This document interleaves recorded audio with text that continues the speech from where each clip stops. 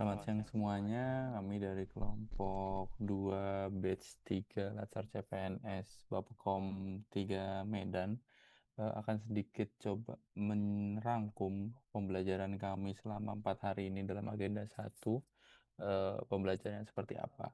Yang nanti rangkuman singkat ini akan dijelaskan dari tiap-tiap orang di setiap di setiap komponen-komponen tiap-tiap hari yang kami dapatkan. Oke, kalau dari saya Arvin Krisnoval, saya coba sedikit ingin merangkum di mana selama 4 hari ini dalam agenda satu saya mendapatkan sebenarnya pembelajaran yang continue dalam artian itu berkesinambungan dan secara materi komprehensif di mana pada intinya menekankan bagaimana sebagai aparatur sipil negara itu melakukan tindakan wawasan kebangsaan dan bela negara itu sendiri, yang mana dari setiap pembelajaran itu nantinya diharapkan kami bisa melakukan telaah isu yang komprehensif, di mana telaah isu harus berdasarkan data, berdasarkan fakta, didata dengan lebih baik, ditelaah lebih baik, seperti itu. Di mana pembelajaran secara umumnya kami mendapatkan bagaimana kami sebagai ASN itu harus mempunyai rencana aksi bela negara, kemudian juga kami harus memahami isu-isu terkini saat ini seperti apa, isu-isu kontemporer atau isu-isu yang menggambarkan negara ini seperti apa, yang mana keseluruhan isu tersebut harus ditelaah dan didapatkan solusi yang komprehensif, solusi yang tepat, solusi yang langsung bisa diimplementasikan di kemudian hari. Dan kami sebagai ASN nantinya pun juga akan dituntut bagaimana melihat atau memahami isu-isu yang sedang beredar di masyarakat dan bagaimana kami nantinya menghadapi situasi-situasi tersebut untuk menyelesaikan isu-isu tersebut dengan cepat dan tepat yang dibutuhkan oleh masyarakat dari hasil telaah kami. Kurang lebih itu yang saya dapatkan selama 4 hari ini. Untuk rangkuman selanjutnya, monggo.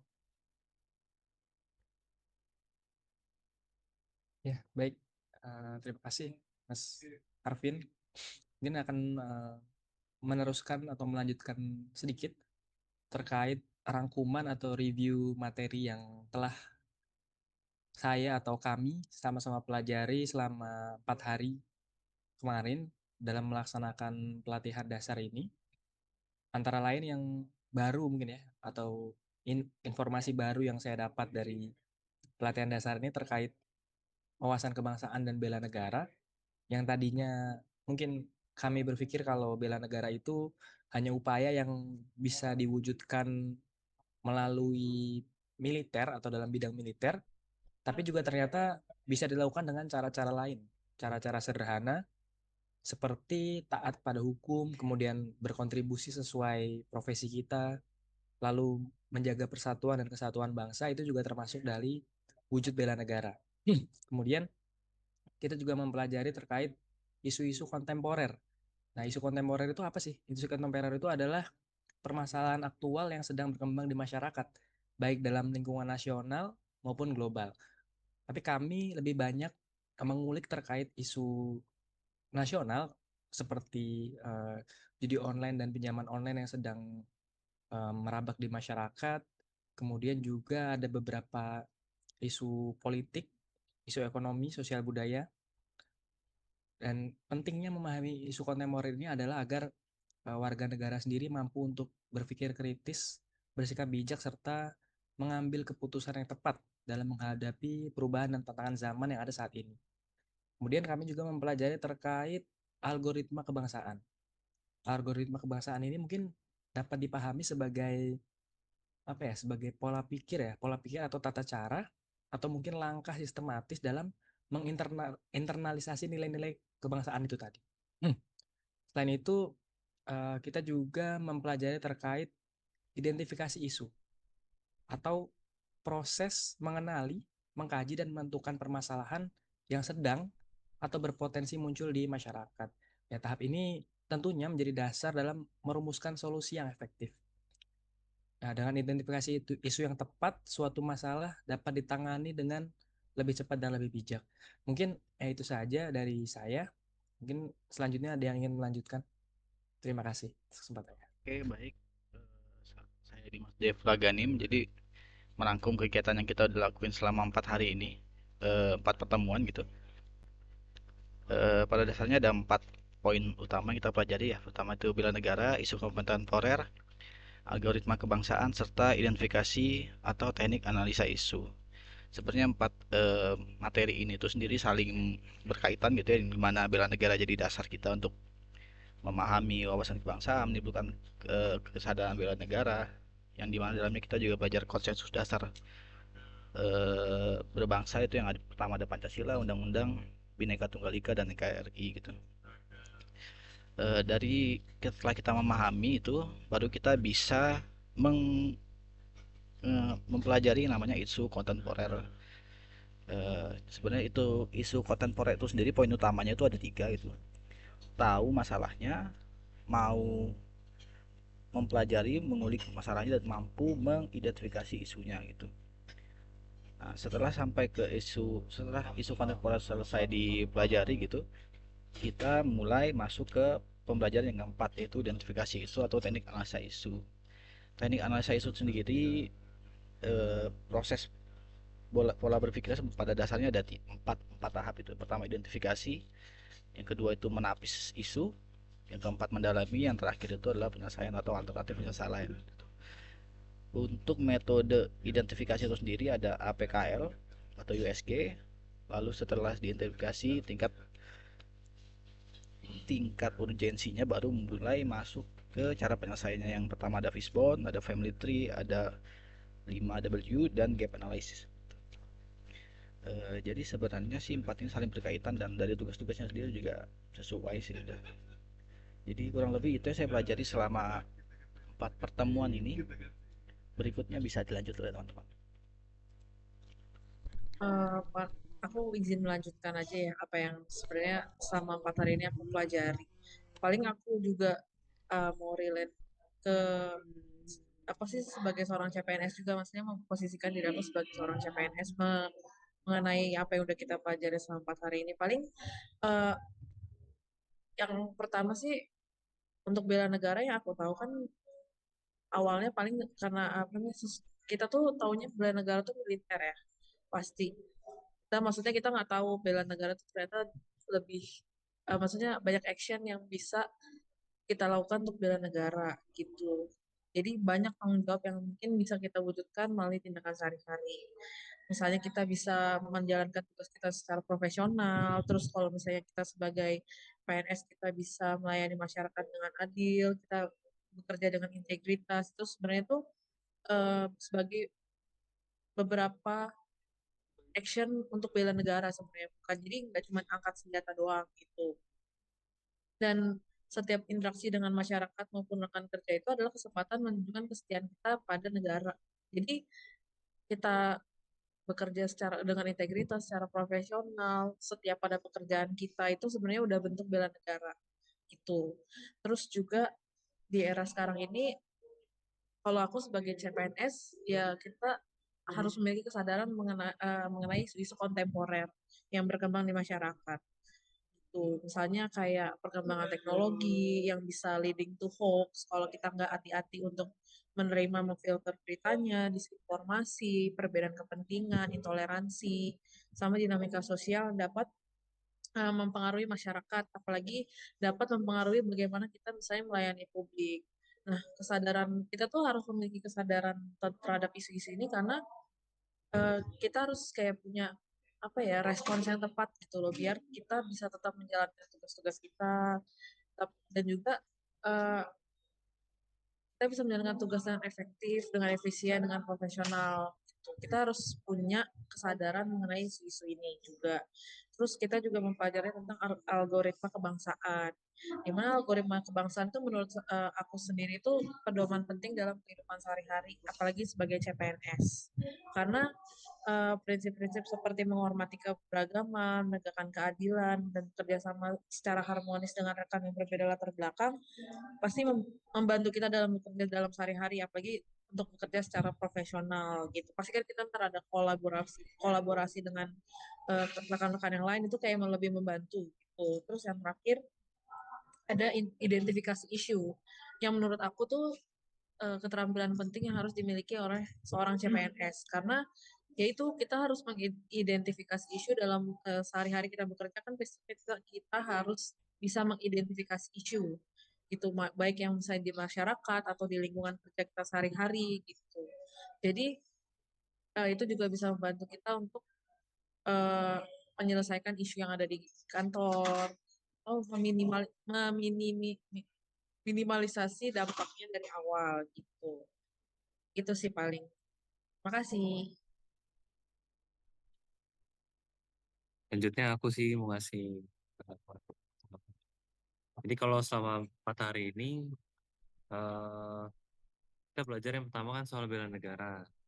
Nah ini saya setuju sama Jo sama Azam juga kalau memang di zaman sekarang ini yang namanya bela negara tuh nggak cuma sekedar yang namanya angkat senjata kayak gitu aja. Tapi bela negara yang sekarang ini bisa diwujudin lewat ya kontribusi kecil yang konsisten. Misalnya dengan kerja penuh tanggung jawab dan segala macamnya. Ya kalau kita sebagai ASN ya mungkin bisa dipraktekkan bela negara ini lewat integritas sama profesionalitas itu. Tuh. Yang hari kedua kita belajar soal isu kontemporer. Dan sini kalau sendiri sih belajar tentang masalah-masalah yang sekarang dihadapi sama bangsa.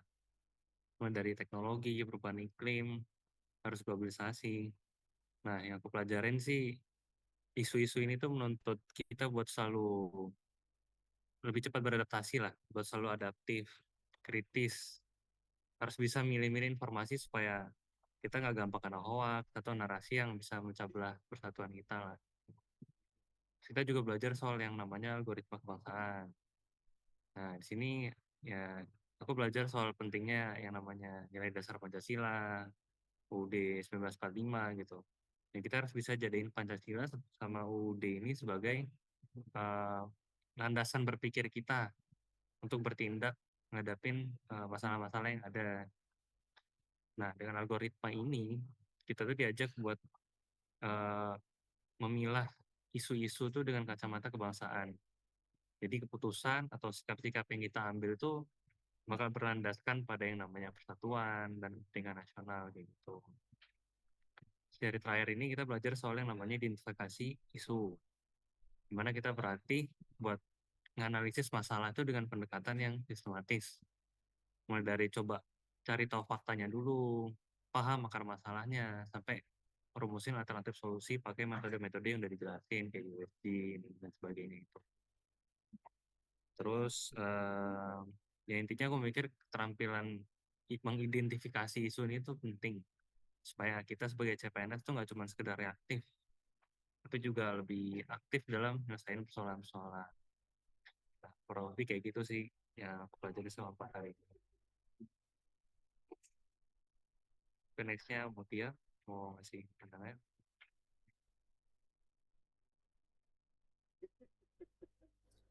Oke, izin ngelanjutin. Jadi, menurut aku selama pembelajaran 4 hari ini, itu yang pertama, di hari pertama kita ada belajar tentang nilai-nilai bela negara dan wawasan kebangsaan.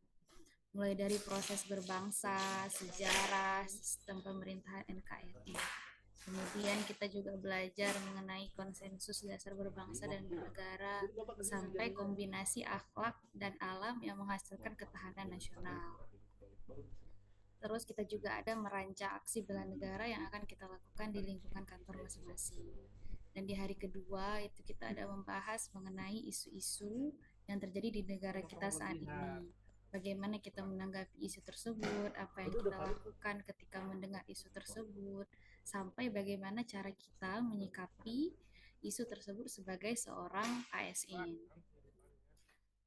Kemudian juga bagaimana kita sebagai ASN harus memiliki kepekaan dan kepedulian yang tinggi tentang isu yang sedang terjadi di sekitar kita, serta mau memberikan kontribusi nyata dengan cara mengembangkan kemampuan berpikir kritis dan inovatif sebagai wujud dari upaya bela negara. Kemudian di hari ketiga kita ada belajar algoritma kebangsaan. Kita juga mengetahui bahwa realita kebangsaan kita sekarang yaitu menghadapi polarisasi sosial.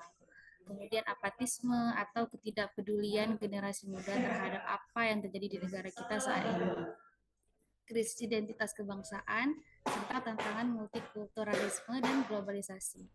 Dan pada akhirnya di hari ini, di hari keempat, kita belajar mengenai cara mengidentifikasi dan mendeskripsikan isu. Kemudian isu itu bagaimana cara kita memilah isu-isu tersebut, kita mengambil yang mana yang paling urgent, yang mana yang paling mendesak untuk kita analisa. Bagaimana cara memilahnya, metodenya.